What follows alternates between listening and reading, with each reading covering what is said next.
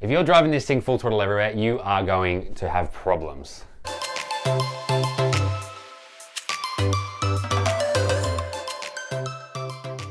Everybody wants to know how many hours the Marine Diesel is going to last. There's a couple of different factors that come into play, such as the specs of the engine, the service history, and the external factors. Welcome back, guys. I know I haven't spoken to you in a while. Winter was a lot bigger than I thought, and I was a little bit ambitious saying one video a week. Realistically, probably dial it back to about one a month, but I'd love to hear your feedback. I've been pleasantly surprised with who's actually been watching this, and my inbox is open. I'm all ears for feedback. To start with the specs of the engine, let's just use Cummins as an example. So Cummins make a 6 BTA in 370 horsepower, which is a pretty popular engine. You'll find it in Rivs, Mustangs, a lot of sports cruisers built around the 2000s. That 370 horse engine is recreationally rated.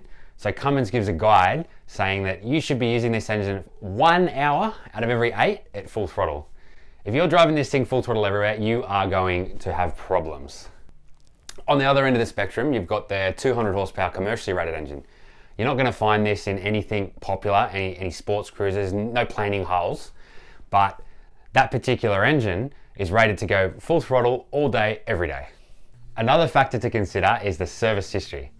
So most marine engines fail much earlier than they should. Let's just say you buy a second-hand boat and the aftercoolers haven't been cleaned.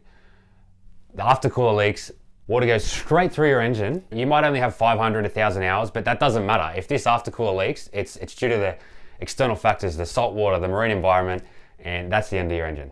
If you get an engine that's been flogged its whole life, got heaps of blow-by and 2,000, 3,000 hours, you know things aren't going to last.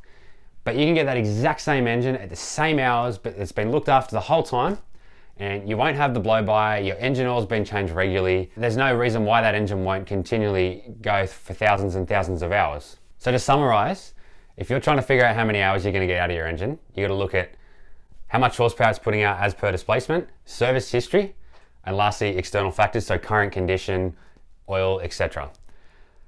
To put that into perspective though, most sports cruisers aren't going to be fitted with those commercial engines, and most owners aren't going to do thousands and thousands of hours year on year. So for you as an owner, looking at where it's at in its current state, if it's going to outlive your ownership, are the things that you'd want to consider.